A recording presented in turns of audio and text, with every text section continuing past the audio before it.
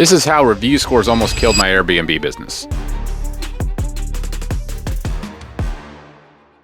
So in January this year, we were realizing a 4.2 average rating for our Airbnb, VRBO, Bookings.com guests for, across all platforms, mostly Airbnb. And that's basically an existential threat. Listings were getting suspended, then they were getting shut down. Entire accounts full of listings were getting shut down, gone, right? Had to rebuild them from scratch, convince Airbnb that, hey, we're a new management company, we're not doing all that crap that was getting bad reviews before. But the reality is, we went from over a 4.9 star average the prior January, 2024, to a 4.2, and it was a gradual decline month after month after month where we just bottomed out at 4.2. Now we're back up almost at 4.8. We're at like 4.78 last month, 4.76. Like we're back up, we're holding the line. And so I'll go ahead and walk you through what happened, why it happened, and how we fixed it. So as I mentioned, our prior year review scores in January were a little bit over 4.9. And the big difference between January 2024 and January this year is that in January 24, we serviced 30 reservations. It was mostly my wife that was doing the guest communication, repair and maintenance coordination, right? Making sure the guests were having a good time and everything was taken care of at the properties. Fast forward a year and we're servicing 180 reservations. My wife has almost no communication with the guests at this point. She's actually stepped out of the business because somewhere along the way, she got real tired of doing it. It's like she just, it was a lot of work, all right? And so we replaced her with a VA army, if you will, right? We got a group of people their sole job is to communicate with the guests and then do intra-team communication with our repair and maintenance department, with our cleaning coordination department, with our payables department. And we kind of built all this up pretty quickly, obviously within a year. And really the failure was in our training, right? We didn't train them at all. We were hoping that they would just see what my wife was doing and replicate it. And that hope was not realized. And then that didn't work out. So now we're in this situation that we simply have to fix. All right. Which we did. We're still working on it to be sure. We think we can improve further and we want to continue to hold the line. And we're seeing that things kind of constantly change and evolve in this industry. So what we're doing now, we'll almost certainly not be doing 100% of, in a month or definitely not in a year. But what we did does seem to have worked. And, we focused on two areas, our house and then other people's houses, right? So we had to fix our own house first. So we installed some mid-level managers. You see, what had happened when we replaced or tried to replace my wife with a VA army to kind of, figure things out and make our business run. Instead of guests going directly to my wife or handyman or cleaners going directly to my wife to talk to her about whatever it is they need to talk about, it just turned into, now we have all these people going to our VAs and then my VAs turning to my wife and being like, what do I do with this? What do I do here? Right? And so that was really where the overwhelm was happening before the VAs showed up. We brought the VAs to help with the overwhelm, and it just changed the way that the overwhelm was happening. Didn't get rid of it. All right. And so then we introduced mid-level management. All right. So we hired a couple managers to be there during the day to take care of things so that my wife and myself and other members of my partners, so that we could focus on higher level, big picture stuff and let our OMs get, all the questions and day-to-day nuances that are happening. They could deal with that, right? Another thing we did at the same time, realizing that we can't just replace ourselves as the person being overwhelmed and just hire someone to be overwhelmed, right? We needed to fix that. And the biggest thing, focusing on reviews, was the way that our team was communicating with guests. So my wife's out of the business. My other business partner, who was heavily involved in the actual kind of day-to-day stuff of the guest, she goes on maternity leave, right?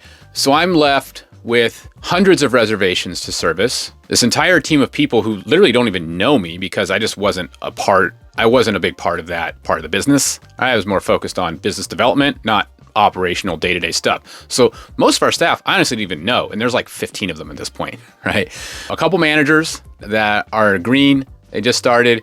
And the people that have been involved, that are up at my leadership level, that have been involved in the day-to-day of the operations of the guest service, they're both gone. All right. And I'm like, I'm gonna fix this. So I just started every day meeting with my managers, my operational managers, right? Every single day. I was the first face they saw, 7 days a week. We did this for several months. All right. I at least did that much work every single day for several months. I would meet face to face with my managers or whatever manager was on that day. And we would just look at the business and look for problems, right? Try to figure out how to fix it. That was it. We were just it was like a partnership that I had with managers. Like, what's wrong here? How can we fix it? Great. You do that. We'll talk about it more tomorrow, right? And part of the habit or routine that we got into is we would just open up the inbox and see what's going on with communications with guests. There was never a time for a while that I could find a conversation that I was happy with, right? And so that was kind of the first step that we took, like big initiative, if you will, to affect our review score, is the way that we communicated with guests. And I call it think protocol. All right. What I would see is that the communications were often untimely, unhelpful, inaccurate, full of fluff, and there was no follow-up. Right. And so the most that a guest comm agent would do is just come in and be like, oh my goodness, I can't believe this happened to you! Exclamation mark, exclamation mark. This is all in text, right? That I'm reading this.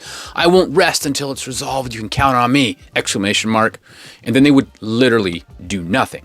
Crazy, right? But I come to find out that that's actually kind of a part of Filipino culture, which is a large part of our workforce comes from, to be sure. And it's I guess that's the thing that they do there. I don't know, American culture is unique, and we're like, if you say you're going to do a thing, you should actually do it. Right? Follow through, get it damn done, right? That is a uniquely American characteristic that these guys just didn't know. I had to teach it to them, right?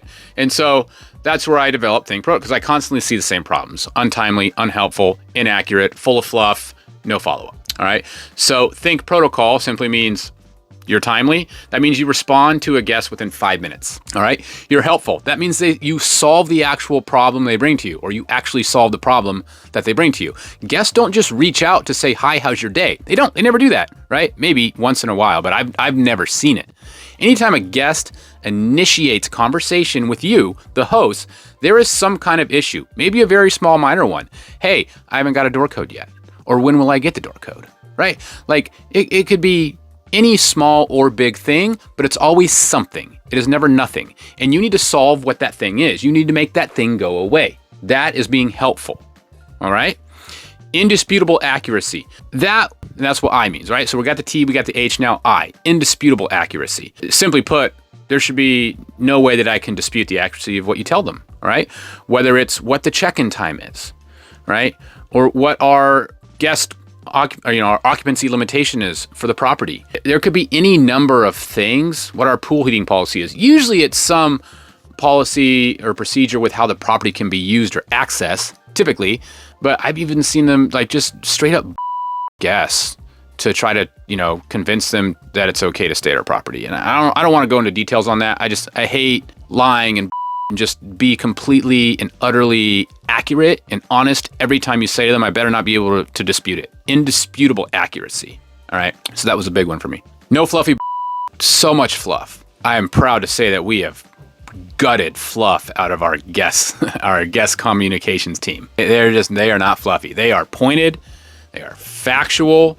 Right? When a guest asks them a question, they give them a very direct answer. And I honestly love it because most of our guests are Americans. And frankly, Americans love direct answers to the direct questions. So that is fixed. That's the most fixed out of all of every part of Think Protocol. And then there's keep up, follow up.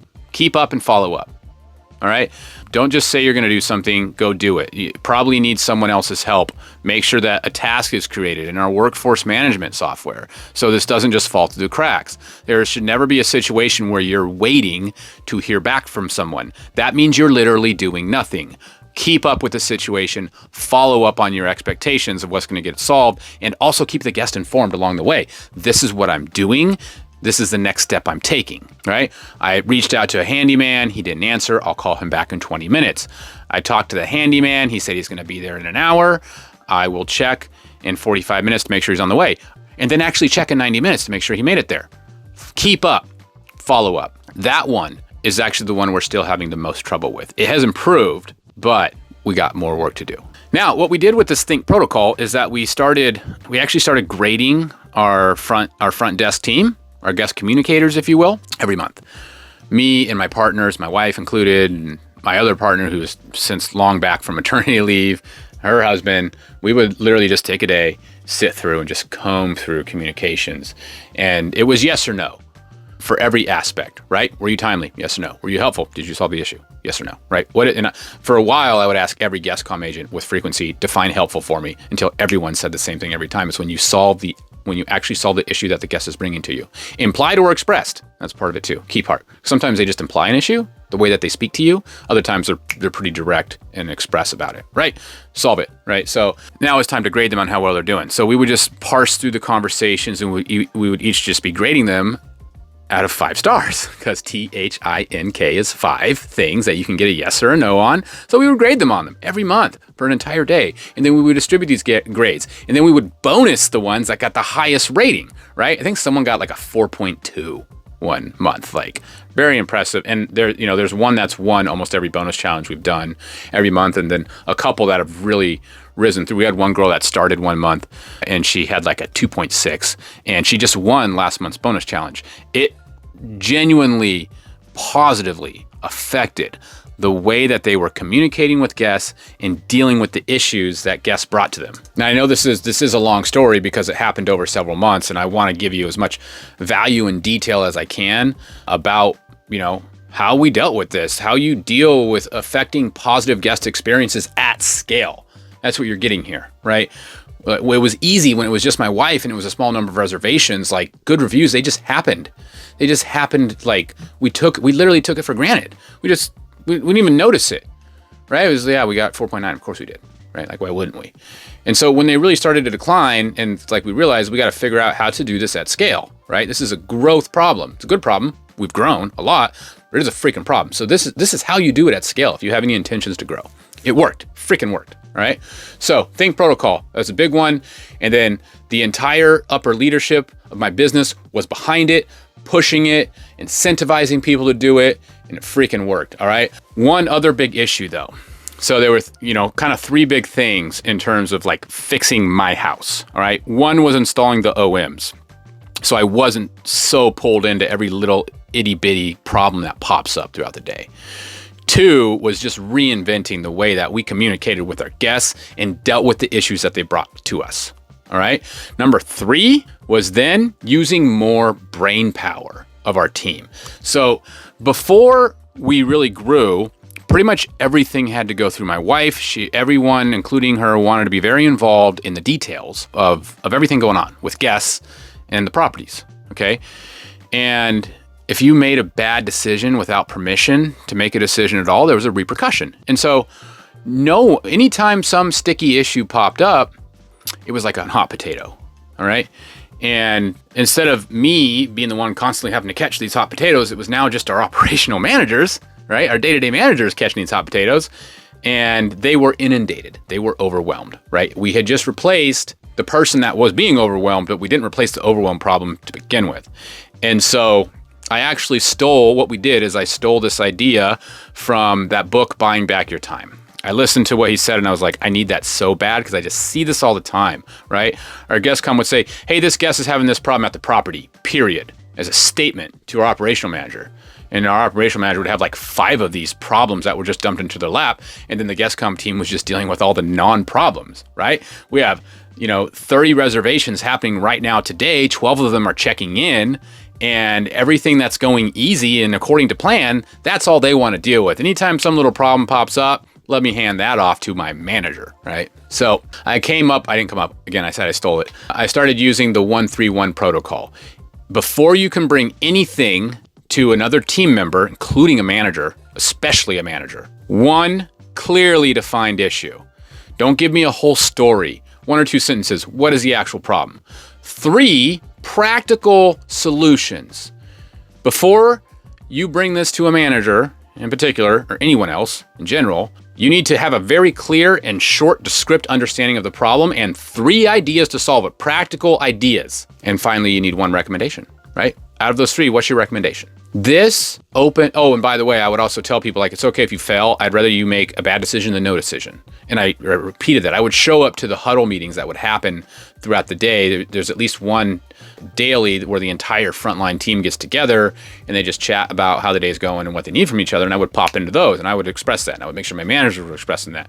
And anytime they brought a problem to me or they brought a problem to my manager, we'd kick it right back. I don't understand what this is, define it better, and then come up with 131. It became a habit so quick. It turns out that when you let people use their brain, they can, right? Like, they actually have one. And so we just opened up the brain power of our business and made everyone responsible for solving. If you run into a problem, you are responsible for it. If you're gonna hand it off, you gotta do a minimum level of work before you hand it off, right? It's not a hot potato anymore. Observe it, find out what it is, come up with a few solutions, and if you're not the one that should be executing those solutions, right on, hand it to the person that should be, and give them a recommendation along with it. I found this problem. I think I got a few ways to fix it. This is my favorite one. Here you go. That is the right way to deal with problems. We don't even say 131 anymore. It's like a non-issue now. People get it. They don't bring me a problem if you've done no work to solve it. They get it. They don't do it anymore. So that's gone a long way to fix my in-house issues. Now, other people's houses, at the end of the day, our number one complaint from guests who are, when you have a 4.2 average, that means you have, right? Like, it still means you have mostly 5-star reviews, like 70%, right? But then you have 30% that are like 3-star, 2-star, 1-star. All right. A couple 4 stars in the mix, obviously. And the most of the time, it was because cleaning. The house wasn't as clean as their expectation, as their expectation. Just wasn't that clean, right? And so now that my internal team was doing pretty good, after a couple months of this, I saw the improvement. I saw it was going in the right direction. It's like, we got to fix this cleaning problem, right? So now I started to work on that. And we had all of these protocols in place to hold cleaners accountable, checklists for days on end. They had to take pictures. We had all these requirements written into these contracts that we would have with them. But at the end of the day, the biggest thing I noticed when I really started to pick apart the issue is that there were properties that consistently got good cleaning scores and then those that didn't, right? It wasn't like the negative cleanliness reviews were equally distributed across all of our inventory. It was concentrated into certain properties. And so that was the first, And some of these properties would be cleaned by cleaners that were cleaning other properties that had really high marks, right? So we'd have 2 properties, for example, next door. Actually, did a really great video on that. 2 properties next door, model matches, right? One had almost a perfect 5.0 cleanliness rating, and one had a very, very low 4 cleanliness rating. Same cleaner, model match properties. And so when we started just seeing, we thought it was a property problem. What I'm getting at. Our first thought was like, something's going on with the cleaners. And then my ops team, including my partners, like, no, that property right there, the owner doesn't want to take care of it. So there's just a whole bunch of deferred maintenance that we're not allowed to fix because we're not given a budget to do it. And I was like, you sure? All right, I'm gonna go see for myself. So I hopped on a plane and, we're in a dozen cities. And so operating, right? So, I drove to Coachella Valley and got some really insightful stuff, flew to Phoenix, then from there went to Houston, then to St. Louis. And so I made this kind of big tour over the course of a couple of weeks because I wanted to go see for myself these properties and what the differences are. And I wanted to show up right before check-in, right? After the cleaner had gone in, they don't know I'm coming. And I just wanted to see for myself what was going on. And the long and short of it is that we found out that it was in fact the cleaners, all right? So those 2 houses that were side by side, one cleaner would clean one property and another cleaner would clean the other property. So it was quality differences. The clean house on those same 2 side by side properties in every property that got high cleanliness marks versus those that didn't. The big difference was just in the details, right? Like if you go looking for dust on window seals, if you look under beds, if you look behind and around the toilet, when there's that little splatter zone, you look at the glass in the shower, is it spotted, right? Or did they actually Windex it clean? The cleaners that got high marks, they hit all of those spots, right? The ones that got consistently poor reviews, they were just surface level cleaners, right? If you got to bend over or reach too far up or down, they didn't touch it, right? That was genuinely it. So I brought this to the attention of literally all my cleaners. Like, you got a chance to correct this, but here's what I'm seeing the cleaners that are getting good marks consistently doing. And I would walk through the properties with them. I'd be like, look at this windowsill. It's dusty from top to bottom. Look at this. I could just find dust everywhere, and I could find splatter around the toilets, and we could look under the bed and there's a piece of trash. There's a sock there, right? Just show them all the spots. I also got rid of the checklist. I got rid of the picture requirement, and I started having them just do a walkthrough video at the end of their clean, which is way easier to do, right? Having to like stop and do a checklist when you clean every room, like, did you put the clock in the right spot? And all this crap, right? And then you got to take a picture before you can submit it. Now there's an upload problem. We actually just got rid of that app last week that we were using, Breezeway, gone, bye. Good cleaners don't need it. They don't. But we still need some evidence that the property was clean because some guests are not very honest. We also want to catch damages, which cleaners aren't always great at doing because they're there to clean, not there to fix other problems, right? So we just had them do a walkthrough video, show us that the property's clean, show me the details, right? Lift up the blinds, show me the windowsill every time when you do this walkthrough, and it worked. It worked. So our cleanliness, our overall ratings, as I said, are up to 4.8 now. Our cleanliness score is up to about a 4.7. So our in-house stuff has been more effective to this point, and I'm still working on some stuff with the cleaners. We're doing some bonus initiatives. Nonetheless, the real big thing is that we got good at identifying what good cleaners do, and we also got good at identifying good cleaners before we ever had them clean one of our properties. All right, that's called the closest and cleanest method. I have another video out there about that floating around, I'm pretty sure. Hopefully my video editor can put a link in the, go see it. But yeah, so we got good at just identifying good cleaners, and we got good at training what good cleaning is to our cleaners, letting them know what we're looking for. All right, what it actually is that constitutes good cleaning procedures versus what it doesn't. And to be clear, like, this is stuff that we learned rather painfully over the course of months, mind you, that I'm summing up in under 30 minutes. And there was a lot more nuance to it than what it would take me all day. I could write a book on what we've gone through this year to get our review scores up. But there is, what I've told you so far, those are the most effective things, I think. And there is one more thing, though, that we just discovered kind of recently and has shown very strong potential for incredible success. And that's what we call early check-in gifting. One of my partners came up with it. Super effective. So, and we do this thing called Magic Pill, where if you can solve a guest issue or positively affect their stay for $50 or less, you don't even need permission, just do it and report it after the fact, right? We have a policy on when we give refunds proactively without even being asked, right? Like we've tried a lot of things, right? And so the biggest things, aside from the last two I just showed you, the guest facing gimmick or hack, if you will, that we've just found super effective is giving them an early check-in at 8 a.m. in the morning. All right. So our normal check-in time is 4 p.m. And if you pay a little extra, we can let you in as early as noon.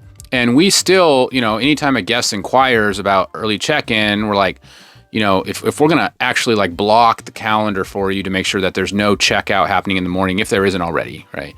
There's a fee. Hotels do this. No one's really offended by it. And so on the day of check-in now, if the property is already clean, right? So there's no departure clean, there's no turnover clean. The house is it's ready to go. Then at 8 a.m. at every property, every morning that has this condition true, it is clean at 8 a.m. The guest gets a message. The house is ready. Check in whenever you like at 8 a.m. in the morning when their expected check-in time is 4 p.m. or maybe noon, right? If they've paid a little extra, no matter what, we just give it to them. It's ready for you. Just go in there, right? Guests love this. They freaking love it. All right. It is so worth it. Whether they pay for it or not, it is freaking worth it. Just do it. Just do it. It's easy. It's the easiest. It costs nothing. The house is just sitting there unused, right? No one's there. And the guests, they're always ready to check in before 4 p.m. Always. They always get in. It's very rare. Not like 90% of the time. They are in town with their luggage, ready to just like get in the house and, change their clothes and go get food, right? But now the best we can do most of the time is like you can drop the luggage off in the garage, I guess, and then go figure something out to do before you can actually properly check into the house and get yourself comfortable. No, 8 a.m. They freaking love it. So just do it. Do it. Do it. If you do nothing else, let your guests start checking in at 8 a.m. and make it a surprise, not an expectation. The expectation is 4 p.m. The surprise is a text message at 8 a.m. like, hey, house is ready, so just check in whenever you like, including right now. Here's the door code. Check in. Boom. Done. They will freaking love you for it. You will get better reviews. It sets a good tone. Like, hey, I'm here to be hospitable, right? And so if they do show up and there is some kind of issue, because sometimes there is, whatever it is, whatever it might be, a thing is not working or a thing is dirty. It's always one of those two, right? So if that happens, they're way more forgiving because they know you're cool. You just let them in the house early. Do it. Just do it. So look, it took us a long time and a lot of pain to figure this out, and we're still figuring stuff out, and there's other things I'm doing that I didn't talk about. But if you're having issues with any of this, if your review scores are starting to fall, because aside from growth, there's also expectations have gone up, and that by default has reduced review scores, in my opinion, I think, right? People are just getting more used to the existence of being able to book someone's home like that quick, right?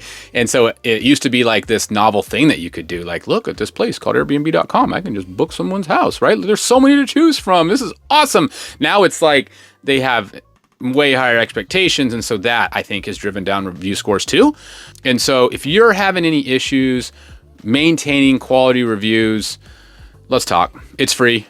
My initial consultation is always free, so just click on the link in the comments and let's have a conversation about it. I'm sure I can help.